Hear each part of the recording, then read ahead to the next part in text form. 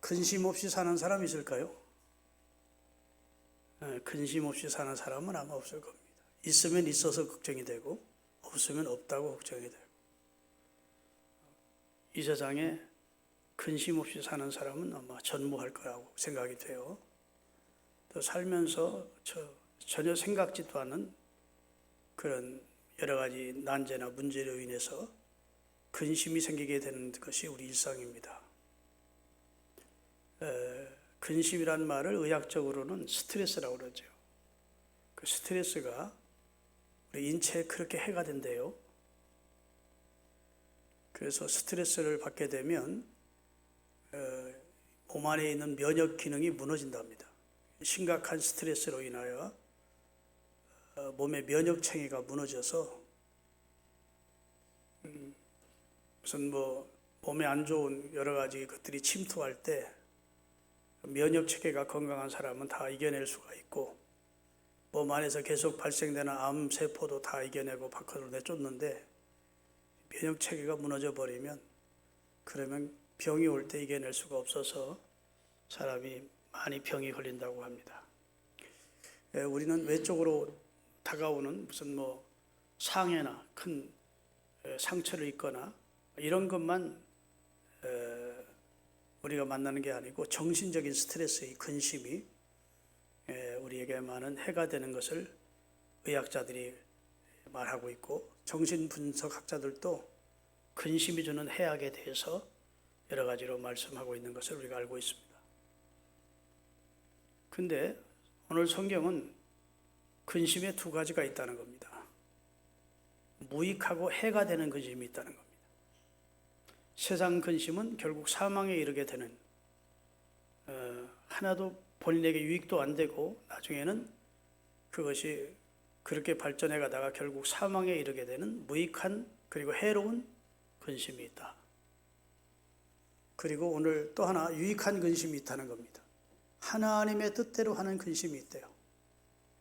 하나님이 보실 때 이것은 긍정적으로 평가해주는 좋은 근심을 하고 있음을 하나님 인정해주는 근심이 있대요. 그 근심은 결국은 우리로 하여금 구원에 이르는 회개를 할 수 있게 만들어준대요. 온갖 죄를 짓고 하나님 보시기에 가증한 일을 저지르고도 마음에 근심이 없으면 화인 맞은 양심이고 저주받은 양심이죠. 우리가 하나님의 뜻대로 살고자 하지만 연약해서, 마음은 원이지만 육신이 약하고 믿음이 연약해서 하나님이 원치 않는 그런 시험이나 올무에 걸릴 수 있습니다. 그때는 근심해야 된대요. 내가 이렇게 살면 안 되는데. 아멘. 지옥 갈까 봐 걱정하는 게 아니고, 내가 이렇게 살아서는 하나님을 영화롭게 못하는데, 하나님께 받은 은혜를 배은망덕하는 것인데 다시는 이런 범죄의 늪에 빠지지 말아야지 하는 이런 근심은 하나님 잘못했습니다 하고 회개하게 되고, 그것은 구원에 이르게 하는 신앙과 삶 속에 유익을 주는 근심이 있다는 겁니다. 여러분은 유익한 근심은 그것조차도 하지 않고 나는 생각 없이 살 거야, 그런 건 좋은 게 아니에요. 하나님 앞에 다윗은 근심을 했습니다. 시편 77편 7절에서부터 9절까지 띄울게요. 다윗이 근심하는 내용이에요. 주께서 나를 영원히 버리실까? 다시는 은혜를 베풀지 아니하실까? 그의 인자하심은 영원히 끝났는가? 그의 약속하심도 영원히 폐하였는가? 하나님이 그가 베푸실 은혜를 잊으셨는가? 노하심으로 그가 베푸실 궁유를 그치셨는가? 하고 근심했었습니다 라고 솔직하게 하나님 앞에 자기 근심했던 내용을 토로합니다. 하나님이 사울왕을 버리듯이 나를 버리시진 않은 것이, 버리는 것은 아니실까? 하나님이 주의 신을 사울왕에서 거두었던 것처럼 주의 영을 내게서 거두시지는 아니하실까? 내가 이렇게 배은망덕한 인생을 살아서 하나님이 내게 진노하지는 아니하실까? 이렇게 근심했었다는 겁니다. 근심이 근심으로 끝나면 축복이 안 돼요. 그 근심이 회개에 이르는 구원에 이르게 됐다는 겁니다.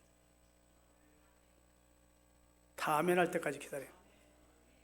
근심으로 끝나면 유익이든 유익한 결심이든 그 다음에 무익한 결심이든 다 근심은 유익지 않습니다. 그러나 유익한 근심은 근심으로 끝나는 게 아니라 근심을 기도로 바꾸는 겁니다. 회개로 바꾸는 겁니다. 그러면 하나님이 구원에 이르는 회개할 것이 없대. 그런 근심만 하면 하나님이 회개한 것으로 받아주신대.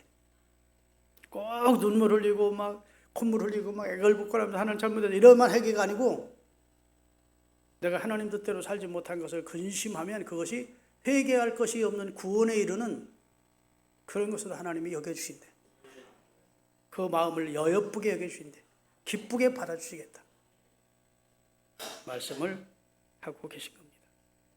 어떤 상황을 만나든 우리가 믿음 가지고 대처하는데, 의인은 오직 믿음으로 말미암아 사는 사람인데, 그때 믿음으로 사는데도 세상 근심이 올 수도 있고 영적인 근심도 올 수 있는데, 세상 근심은 하지 마시기를 바랍니다. 요한복음 14장 1절에 보면 너희는 마음에 근심하지 마라. 하나님을 믿고 또 나를 믿어. 아멘. 세상 근심을 하지 말라 소리입니다. 너희는 마음에 근심하지 마. 죽음도 걱정하지 마. 내 아버지 집에 거할 곳이 많다. 내가 처소 예배하러 가니까 현세뿐 아니라 내세까지도, 육체뿐 아니라 영혼까지도 걱정하지 마. 마태복음 6장에 보면 주님이 무엇을 마실까, 무엇을 입을까, 무엇을 먹을까 염려하지 마. 근심하지 말해. 왜? 그건 너희 아버지가 다 알아서 해주신다. 너희 천부께서 알아서 다 공급해 주심을 믿고, 하나님을 아버지로 믿지 않는 불신자들이, 고아들이 하는 근심 걱정을 왜 하고 있느냐고 주님이 우리에게 아주 교훈적인 심각한 말씀을 하시는 겁니다. 왜 불신자처럼, 왜 고아들처럼 뭐 먹을까 입을까 마실까 걱정해?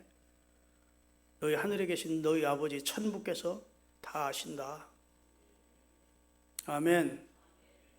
그러니까 하나님 아버지를 정말로 실존하신, 날 사랑하시는, 날 구원하신, 지금도 날 지켜보시고 나와 함께 하시는 분이라고 믿는다면 세상 근심은 하지 말아요. 믿습니까? 오늘부터 세상 근심 하는지 안 하는지 한번 지켜볼 겁니다. 결심은 하지만 우리가 근심에서 참 벗어날 수 없는 존재가 우리 인간이에요. 그렇죠? 근심이라는 이 굴레가 예수 아무리 은혜 받고 믿음 생활 잘해도 순간순간 찾아오는 걱정, 근심이 우리에게 찾아오는데, 그때마다 너 마음에 근심하지 마라. 아멘. 두려워하지 마라. 내가 너와 함께해 하시는 말씀을 떠올려야 돼요. 약속 붙들고 사는 사람이 그리스도인 아닙니까? 하나님 약속은 아무 관계없고 계속 근심이나 걱정에 짓눌려 있으면 하나님 볼 때는 너는 믿음 없구나 라고 보시는 겁니다. 네 믿음이 어디 있느냐 이렇게 보시는 거예요. 아멘. 그러니까 세상 근심은 할 수 있는 대로 벗어버려야 돼. 성경에 보면 이런 말씀하십니다. 아무것도 염려하지 말고 오직 모든 일에 기도와 간구로 너희 구할 것을 감사함으로 하나님께 아뢰라. 그리하면 모든 지각에 뛰어나신 하나님의 평강이 너희 마음과 생각을 지키시리라. 오감무에 뛰어난 하나님의 평강이 있대요. 사람의 감각으로 느끼지 못하는 진짜 평강이 있대요. 손으로 만져서, 코로 냄새 맡아서, 눈으로 보아서, 귀로 들어서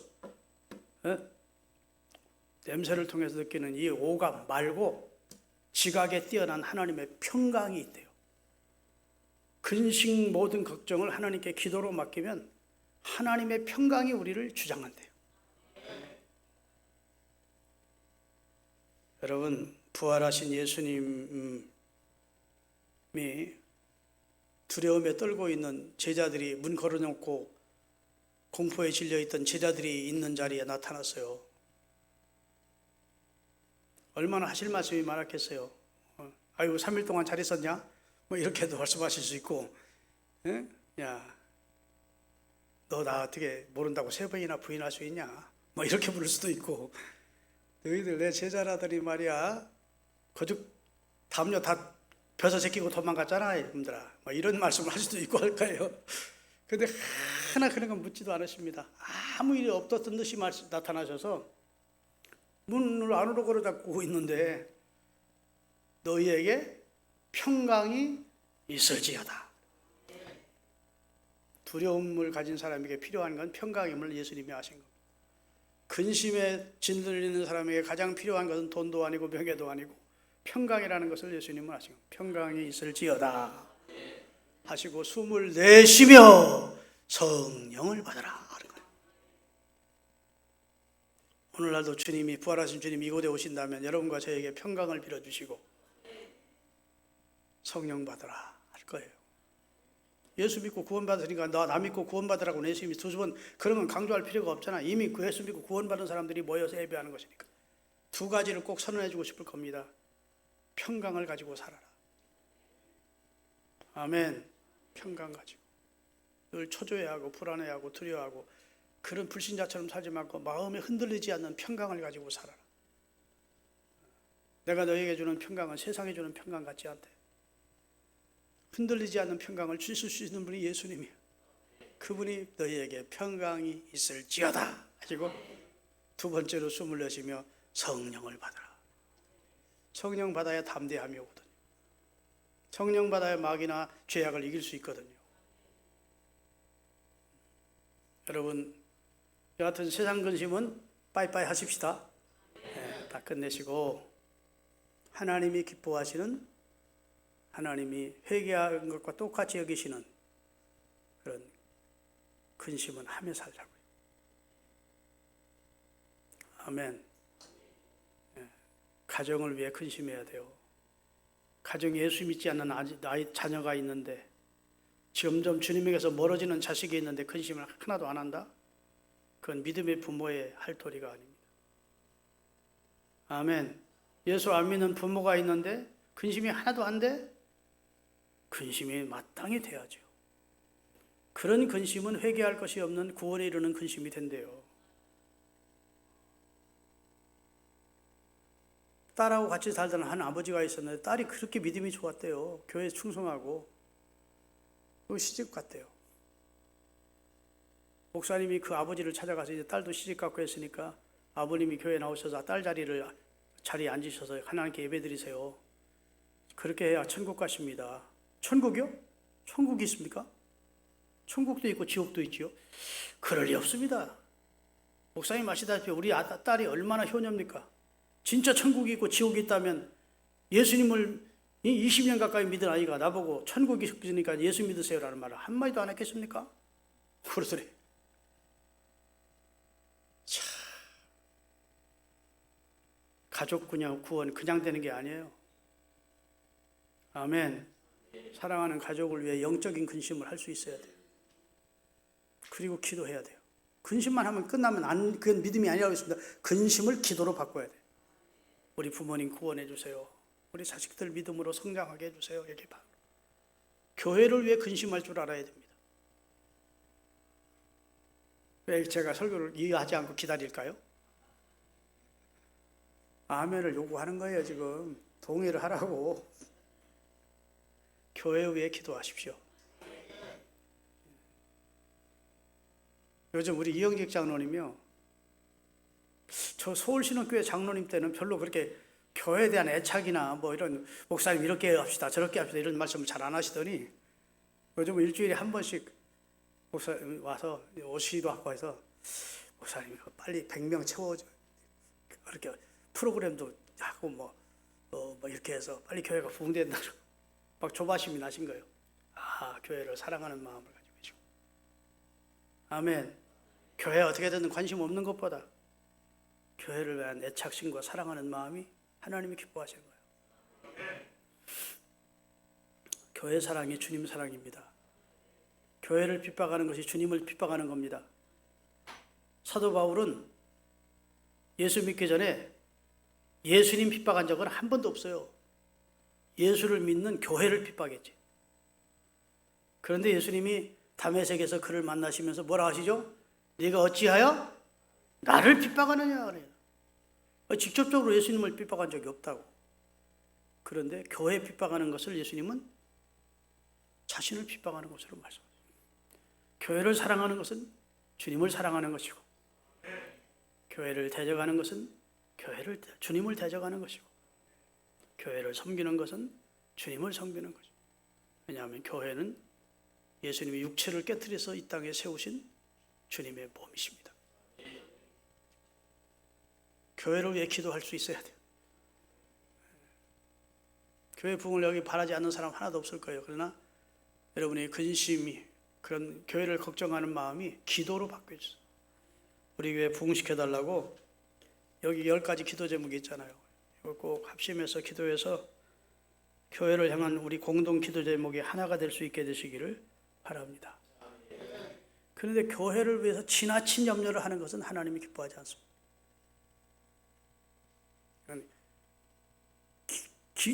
걱정하면서 기도로 바꾸기를 원하지 지나친 염려를 하고 하는 것은 하나님이 기뻐하지 않아. 왜? 교회의 주인이 누구예요?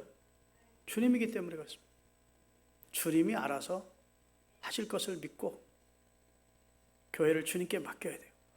내 할 도리, 내 할 본분, 내 할 충성을 하면서 결국은 하나님의 손에 맡겨야 돼요.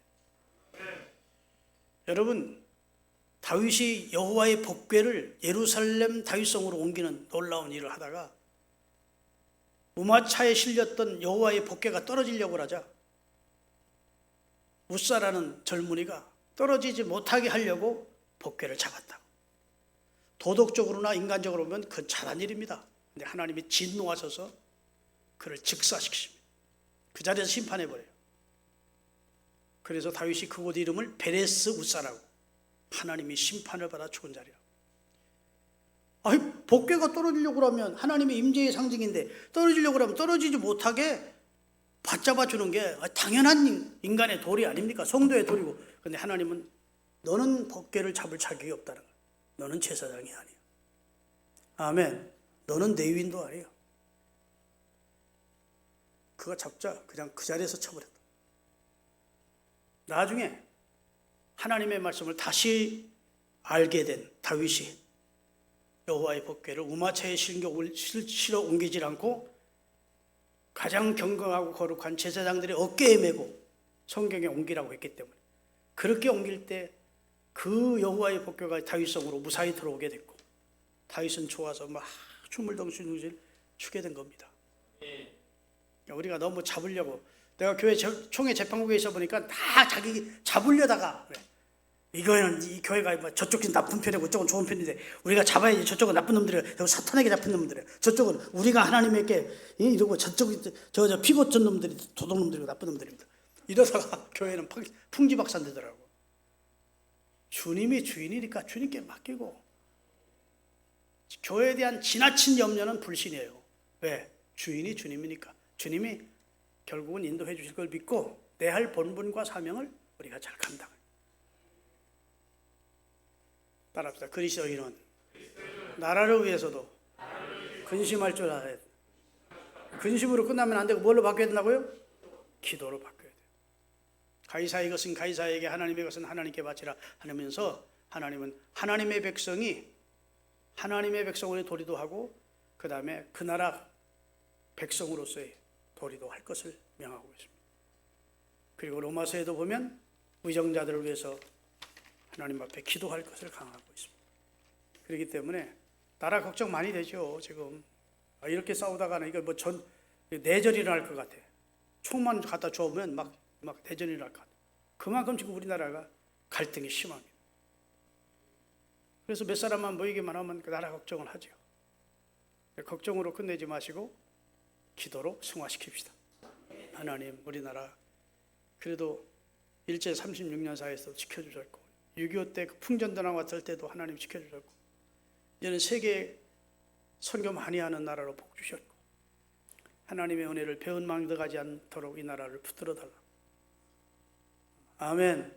다시 한번 영적인 부흥을 우리 한국교회에 허락해 달라고 이런 나라를 위한 기도하며 사시기를 바랍니다. 결국은 걱정하며 살자는 얘기인데 이렇게 결론을 짓지 마시고 세상 걱정이나 영적 근심은 다 기도로 바꾸자는 겁니다. 기도하시겠습니다.